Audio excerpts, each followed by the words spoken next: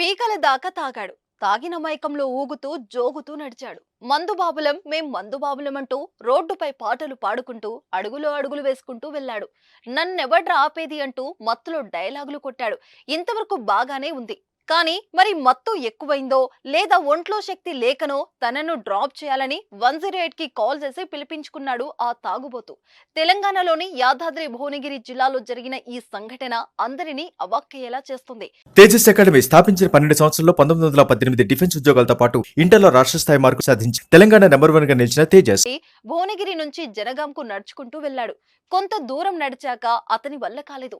దీంతో అంత మత్తులో కూడా కాస్త తెలివి ప్రదర్శించి 108 కి ఫోన్ చేశాడు. ఫోన్ రాగానే మనోడు చెప్పిన లొకేషన్ కి సిబ్బంది నిమిషాల్లో చేరుకున్నారు.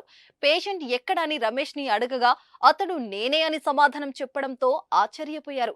తాను ఫుల్ టైర్డ్ అయ్యానని, ఆ సమయంలో బస్సు ఫెసిలిటీ కూడా లేకపోవడంతో కాల్ చేసినట్లు అతడి నుంచి సమాధానం రావడంతో అంబులెన్స్ సిబ్బందికి బుర్ర తిరిగేంత పనైంది. తనకు ఎమర్జెన్సీ ఉందని, తన పరిస్థితి బాగలేదని అర్జెంట్ గా జనగామకు తీసుకెళ్లాలని అతడు కోరాడు.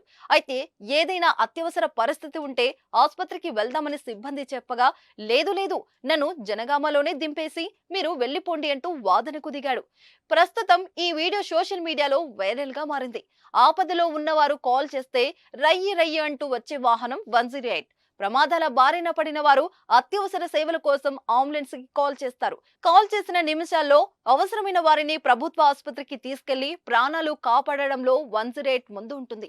అలాంటి సేవలను అందించే అంబులెన్స్ కోసం తాగుబోతు ఫోన్ చేయడం అనేది చర్చనీయాంశమైంది. తాగుబోతు చేసిన పనిని చూసి కొందరు నవ్వుకుంటే మరికొందరు మాత్రం ఆగ్రహం వ్యక్తం చేశారు.